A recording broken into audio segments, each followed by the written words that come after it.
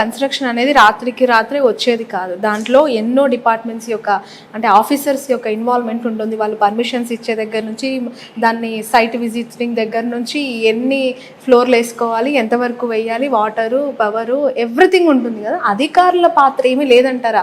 హైడ్రా వెళ్తోంది, స్పాట్లో కూల్ చేస్తుంది, వచ్చేస్తుంది, బట్ నష్టపోతుంది అక్కడ కట్టుకున్న వాళ్ళు, ఉంటున్న వాళ్ళు.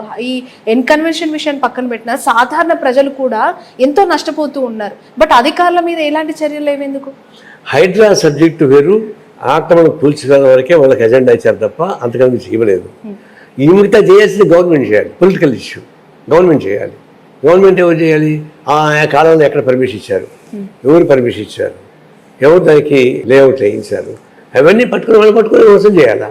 ఎవరైతే కల్పిస్తూ వాళ్ళు వదిలిపెట్టి మీరు మాట్లాడుతుకుంటుంది అందులో అప్పుడు ఇల్లీగల్గా లేఅవుట్లు వేసినవాడు, ఇల్లీగల్గా అమ్మినవాడు, దాన్ని రిజిస్టర్ చేసిన వాడు, దానికి పర్మిషన్ ఇచ్చిన వాళ్ళు, వాళ్ళందరూ దీనికి అకౌంటబిలిటీ కావాల్సిందే, వాళ్ళపైన యాక్షన్ తీసుకోవాల్సిందే అనేది మా డిమాండ్. అదే కొనసాగిస్తున్నాం. సార్, ఏ ల్యాండ్ అయినా తీసుకునేటప్పుడు దానికి సంబంధించిన ఆథెంటిక్ డాక్యుమెంటేషన్స్ కావచ్చు, దాని పూర్వపరాలన్నీ చెక్ చేసి తీసుకునే వాళ్ళు కావచ్చు, అమ్మే వాళ్ళు కావచ్చు చేస్తూ ఉంటారు.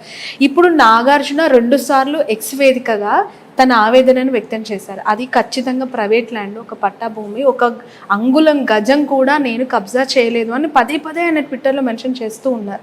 మీరేమో కాగితాలు ఎన్నైనా చూపించవచ్చు అని చెప్పి చెప్పండి. నేను ఛాలెంజ్ చేశాను, నేను వస్తానికి మీరు కూడా రండి, ఆ చెరువు చూద్దాం రండి, చెరువు కానుకొని ఎక్కడ చూద్దారండి, బఫర్ జోన్ ఎక్కడ కనుక్కొని పెట్టండి, ఎఫ్టీ ఎక్కడ చేయాలి మీరు చెప్పండి.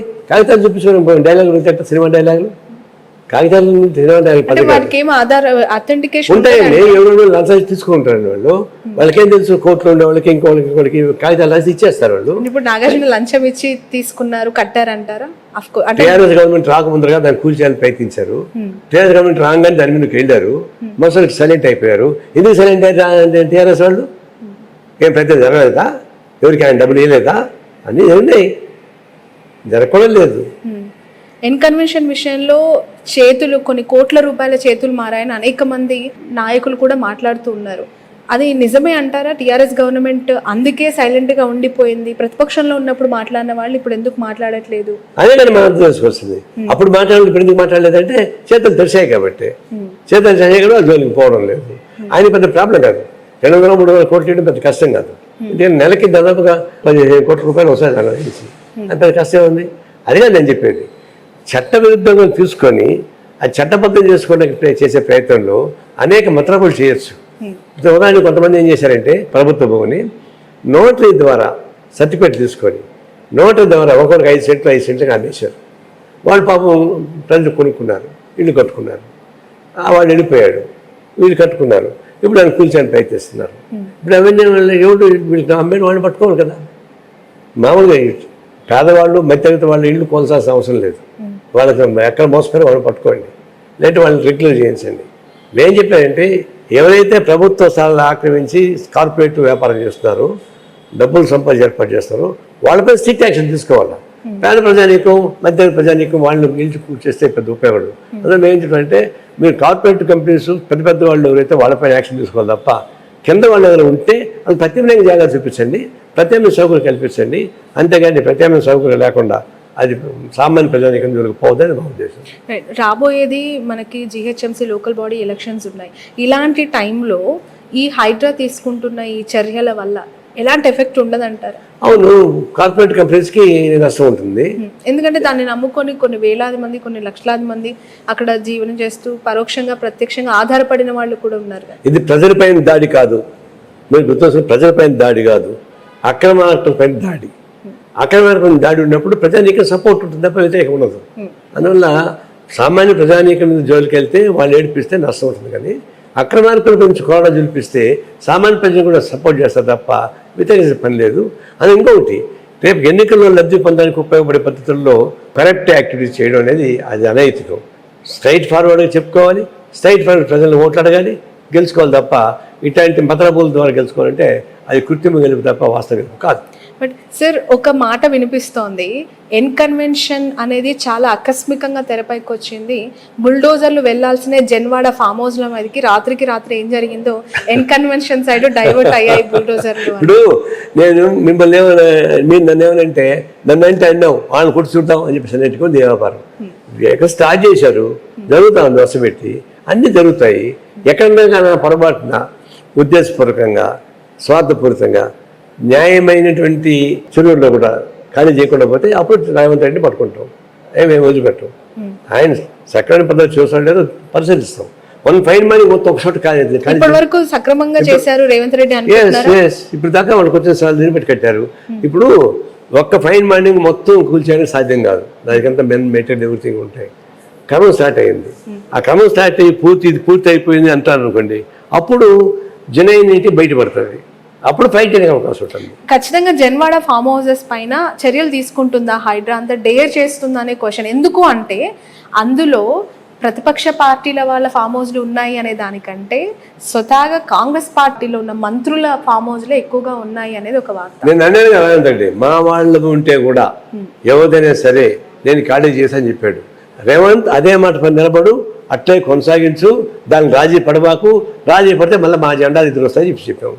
ఇప్పుడు ఇదే మాట చెప్తున్నా. నిన్న కేటీఆర్ గారు ఒక స్టేట్మెంట్ ఇచ్చారు సార్, మీరు చూసారో లేదో. పక్క రాష్ట్రంలో వాల్మీకి స్కామ్ ఒకటి కొనసాగుతుంది, అక్కడ గవర్నమెంట్ కూలిపోయే ప్రమాదం ఉంటే ఖచ్చితంగా తెలంగాణపై ఎఫెక్ట్ పడి ఇక్కడ కూడా ప్రభుత్వానికి ఇబ్బందికర వాతావరణము, ఇక్కడ తెలంగాణ గవర్నమెంట్ కూడా కూలిపోయే ప్రమాదం ఉంది. ఒక డైవర్షన్ పాలిటిక్స్ తెలంగాణలో కొనసాగుతూ ఉన్నాయి, హైడ్రా కూడా అలాంటిదే అని ఆయన వ్యాఖ్యానించడం. అదే ఇప్పుడు వీళ్ళు చేసే పనుల్లో టీఆర్ఎస్ గిల్టీకి ఫీల్ అవుతా ఉంది.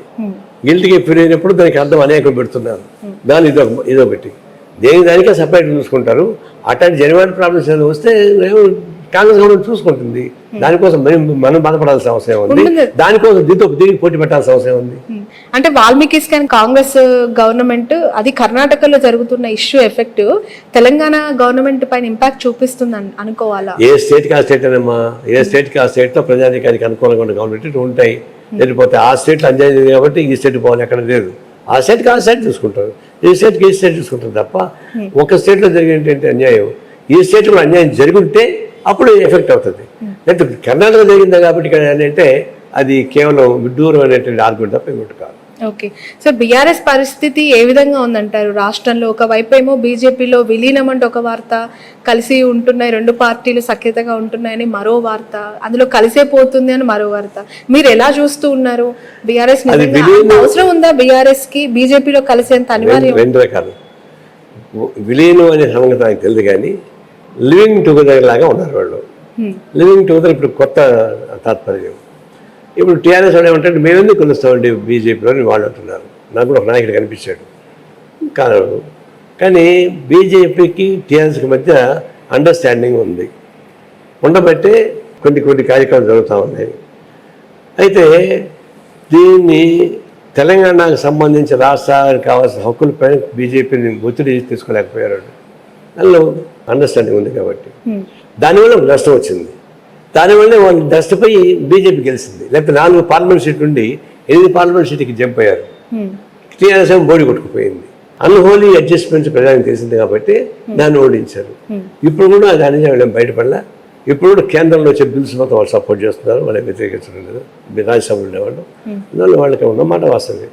విలీనం అంటారా, ఇది ఒక విడ్డూరం వార్త. ఏమిటంటే టీఆర్ఎస్ వాళ్ళు ఏమంటారంటే రేవంత్ రెడ్డి బీజేపీలో చేస్తాడు అని అంటారు. వీళ్ళేమంటారంటే టీఆర్ఎస్ వాళ్ళు బీజేపీ జరిపోతారు, కేసీఆర్కి గవర్నర్ పదవి ఇస్తారు, కేటీఆర్కి ఇంకేదో చేస్తారు అని చెప్తున్నారు. అంటే టీఆర్ఎస్ వాళ్ళు బీజేపీలో చేయలేదు ఈయన చెప్తాడు, రేవంత్ రెడ్డి చెప్తాడు. నీ పార్టీ అక్కడ నువ్వు చూసుకోరు, కానీ నీ పార్టీ బీజేపీ పోయి టీఆర్ఎస్ కలుస్తుందో టీఆర్ఎస్ పోయి బీజేపీ కలుస్తుందో నువ్వు చెప్పాను. కానీ అదేవిధంగా టీఆర్ఎస్ వాడు కూడా రేవంత్ రెడ్డి పోయి ఇంకెవడ కలుసు అని చెప్పి వాళ్ళు చెప్పడానికి. కానీ ఏ పార్టీకి ఆ పార్టీకి చూసుకున్నాయా, మీరు అడుక్కోండియా, ఇంకొకటి గడుతారు మీరు. The tourism industry has been flourishing in the past few years. There is a huge demand for tour operators, forex managers and hospitality partners. I am sure I would fit right into this path. I would like to learn from the best. Sun International, Hyderabad, Visakhapatnam.